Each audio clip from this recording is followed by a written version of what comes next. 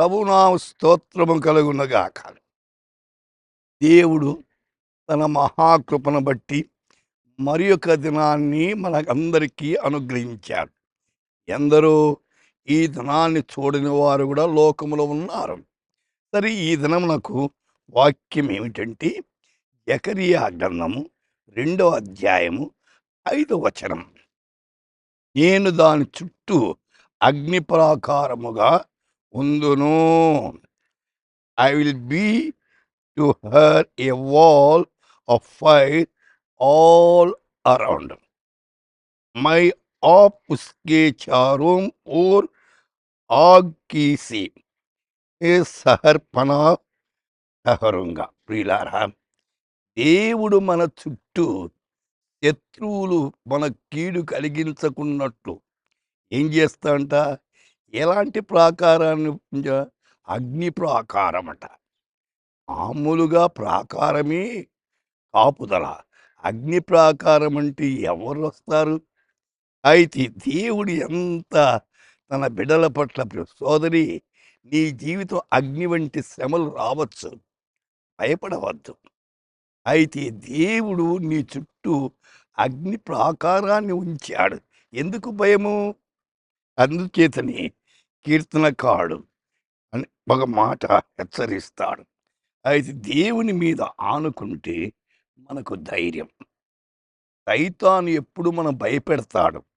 యెషయా గ్రంథము 26 మొదటి వచనములో, బలమైన పట్టణం ఒకటి మనకున్నది, రక్షణ దానికి ప్రాకారములు గాను బురుజులు గాను ఆ నియమించున్నాడు. రక్షణ ప్రాకారమట. అయితే బురుజులుగాను ఆ నియమించున్నాడు. దేవుడు తన బిడ్డల పట్ల ఎంత ఆసక్తి కలిగి ఉన్నాడో గమనించండి. అయితే యెషయా గ్రంథములో 60:18లో రక్షణ నీకు ప్రాకారముగాను ప్రఖ్యాతి అంటున్నాడు. అయితే రక్షణ అవసరం.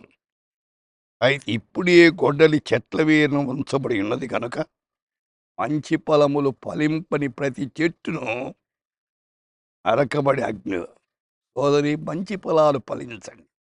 చెడు ఫలాలు ఫలించే దానికి కాదు ప్రభువు నమ్ముకుంది. అయితే దేవుని వాక్యము ఆహారం ఉంటుంది. దేవుని వాక్యం భుజిస్తూ మంచిగా ఫలించాలి. హెబ్రీ 12:29లో మన దేవుడు దహించు అగ్ని అయి ఉన్నాడు. ఆయన పరిశుద్ధుడు, మరి ఒక వైపు దహించు అగ్ని. కాబట్టి ప్రభువు నీతో ఉన్నాడని గమనించి భయపడకుండా దేవుని మీద మీ కుటుంబమంతా ఆనుకొనండి. ప్రార్థన చేద్దాం. ప్రభువా, వింటున్న మా శ్రోతలు ఏ బాధల్లో ఉన్నా మీరే కనికరించండి. ఈ దినమంతా మీ రెక్కల చాటున కాచి కాపాడమని యేసు నామమున ప్రార్థిస్తున్నాము తండ్రి. ఆమేన్.